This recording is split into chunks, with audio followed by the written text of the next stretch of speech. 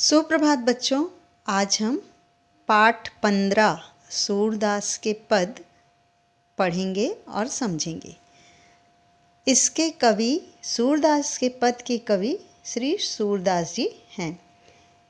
इन पदों में सूरदास जी ने कृष्ण का यशोदा से अपनी चोटी के बारे में पूछना और गोपी का यशोदा को श्री कृष्ण की शिकायत करने के बारे में बताया गया है।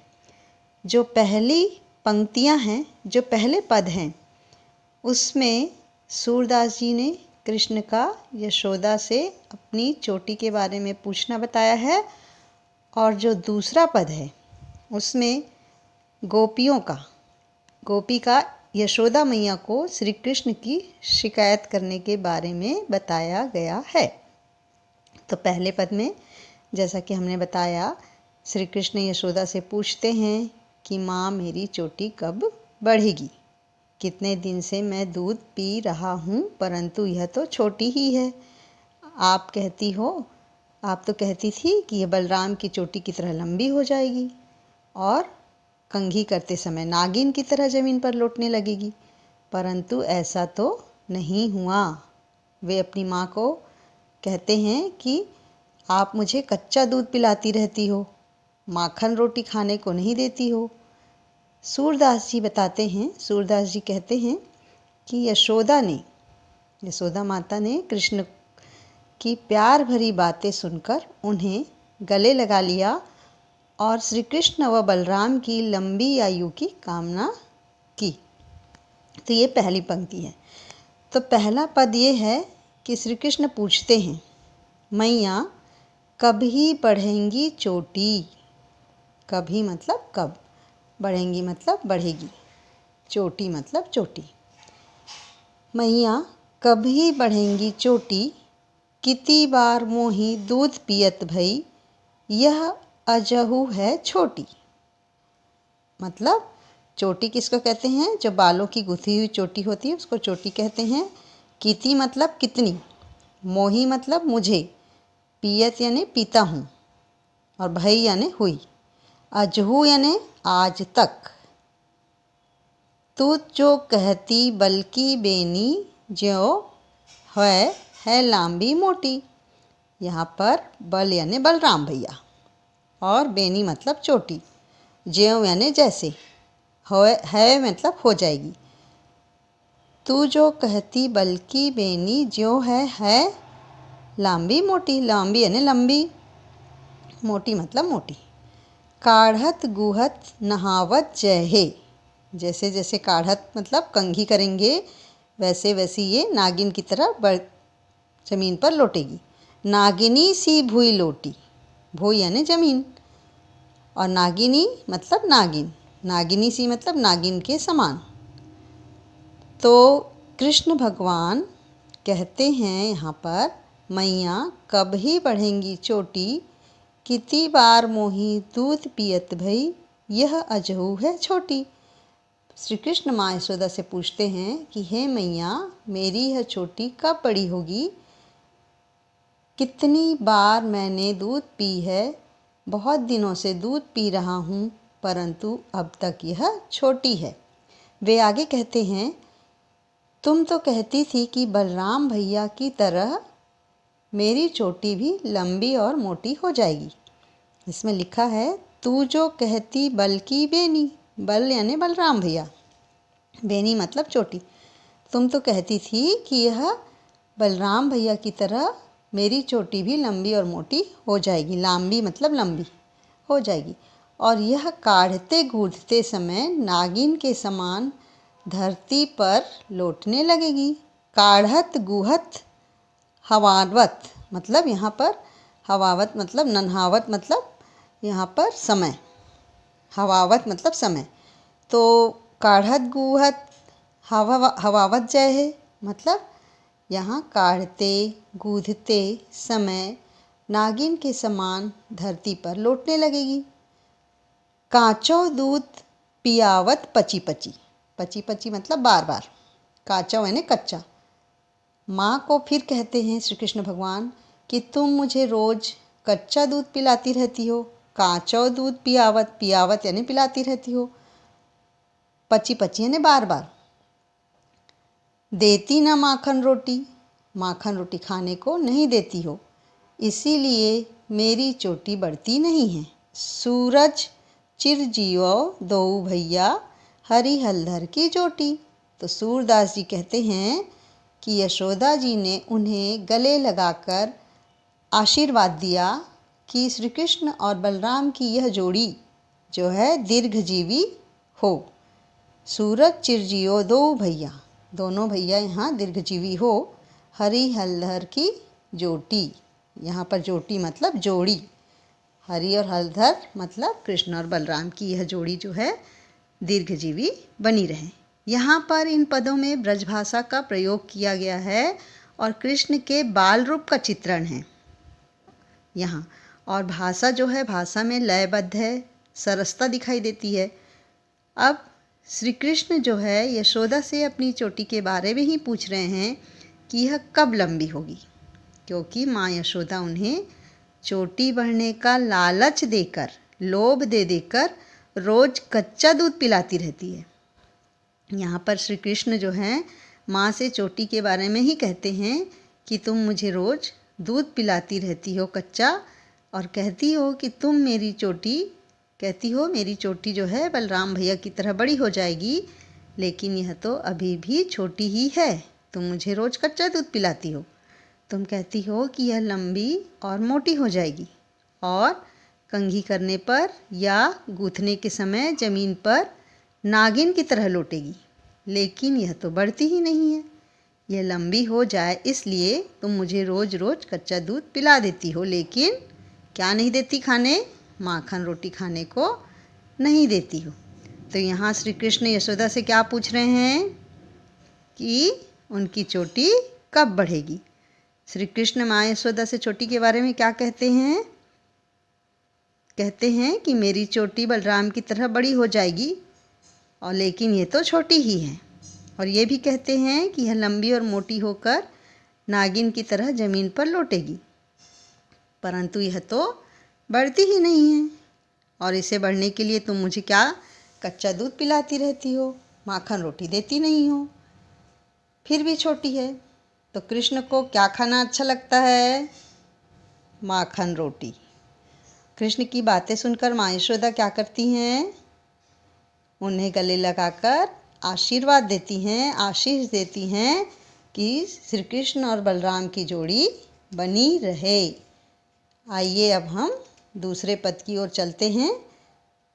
तेरे लाल मेरो माखन खायो, दोपहर दिवस जानी घर सुनो, ढूंढी ढंढोरी आप हो आयो। यहाँ पर इन पंक्तियों में गांव की एक गोपी जो है यशोदा जी के पास जाकर यशोदा जी के पास शिकायत लेकर आती है। अब वो शिकायत क्या है, इन पद को हम पढ़ते हैं। खोली किवारी पैठी मंदिर, मैं दूध दही सब सखनी खवायो, उखल चढ़ी सी कै कौ लिन्हो, अनभावत भुई मैं ढरकायो। दिन प्रतिहानि होती गोरस की, यह ठोटा कौने ढंग लायो। सूर्य श्याम को हट की नराख है, तै ही पूथन खो जायो। तुम्हारा ही पूथन ओखा है। देखिए इस पद में यहाँ पर पहली लाइन में लिखा है यहाँ कि तेरे लाल मेरे माखन खायो, दोपहर दिवस जानी घर सुनो, ढूंढी ढंढोरी आप ही आयो।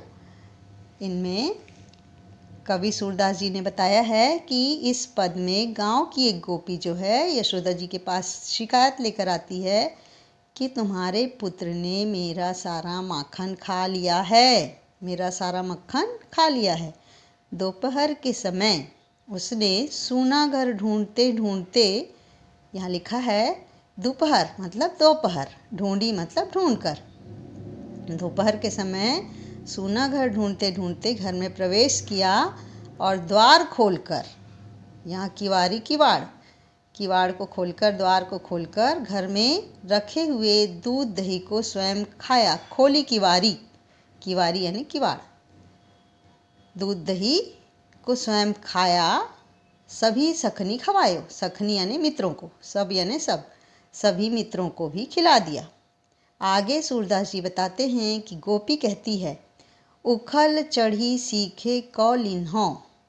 यहाँ पर सखनी यानी मित्रों को, उखल यानी होता है ऊपर, उखल चढ़ी मतलब ऊपर चढ़कर, मैंने तो छीके के ऊपर टांग कर मक्खन की हंडिया रखी थी। लेकिन यहाँ पर छीका किसको कहते हैं? जिसमें दूध दही रखा जाता है, उसको सीके भी कहते हैं। तो यहाँ छीका सीके में है ना। तो यहाँ पर कृष्ण भगवान क्या किए हैं कि आपके कृष्ण भगवान ने ऊपर चढ़कर छीके का सारा मक्खन उतार लिया, कुछ खाया और कुछ धरती पर गिरा दिया। उखल चढ़ी सीखे को लिन्हों, अनभावत भूई में ढरकायो। अनभावत यानी जो पसंद नहीं आए, और भूई यानी जमीन, ढरकायो यानी गिरा दिया।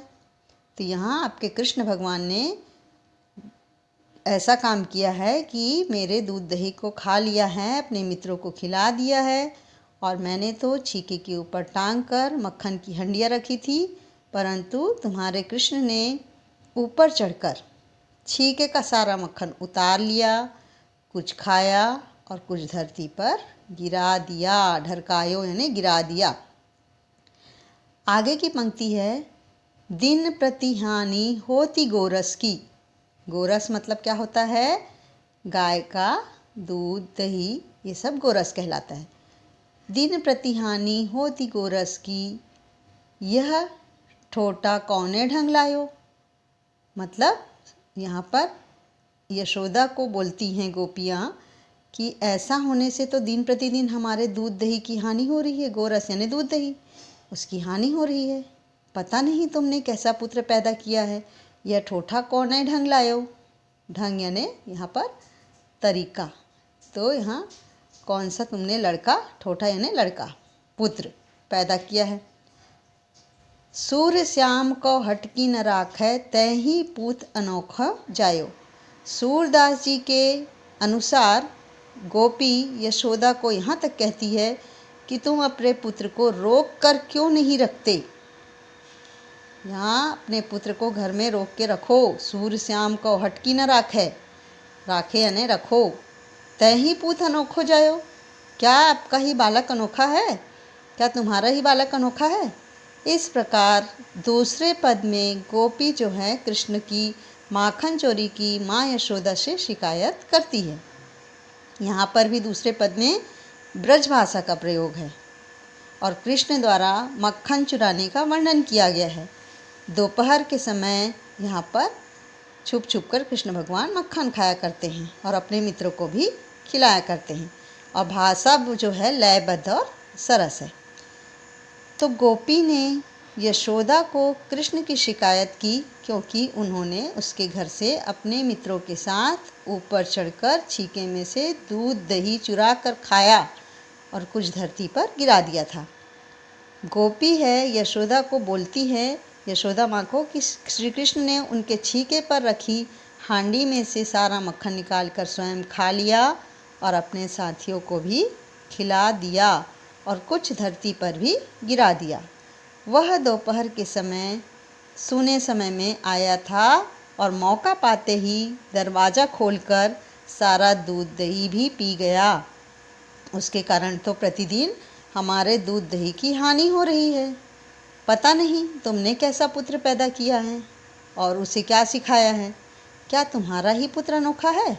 इस प्रकार गोपी जो है उलाहना देते हुए माँ यशोदा को श्री कृष्ण की चोरी की शिकायत इन पदों में, दूसरे पदों में करती है। तो गोपी ने यशोदा को किसकी शिकायत की? श्री कृष्ण भगवान की शिकायत की।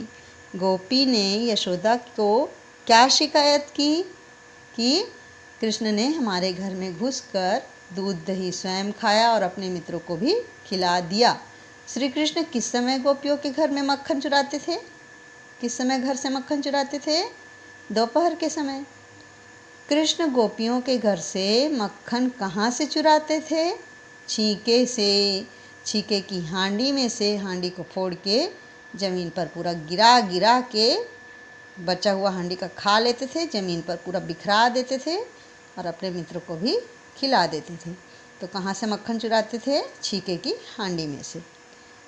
तो यहाँ पर बालक श्री कृष्ण किस लोभ के कारण दूध पीने के लिए तैयार हुए थे? ये पहली पंक्ति में है कि चोटी बड़ी होने के लोभ के कारण लोभ में दूध पीने के लिए तैयार हुए थे। श्री कृष्ण अपनी चोटी के विषय में क्या सोच रहे थे कि उनकी चोटी कब बड़ी होगी, कब लंबी होगी, कब मोटी होगी, कब यह गूंथने पर ज़मीन पर नागिन की तरह लौटेगी। दूध की तुलना में श्री कृष्ण कौन से खाद्य पदार्थ पसंद करते हैं? माखन रोटी। तो इस तरीके से पहली पंक्ति में श्री कृष्ण के दूध पीने का वर्णन है, चोटी बढ़ने के विषय में वर्णन है, और दूसरी पंक्ति में, पहली पंक्ति में जो पहला पद है उसमें श्री कृष्ण के चोटियों के बारे में है कि चोटी कब बढ़ेगी, माँ यशोदा से पूछते हैं, और दूसरी पंक्तियों में माँ यशोदा से गोपी जो है शिकायत करती है। तो ये आपका सूरदास का पद संपन्न हो गया।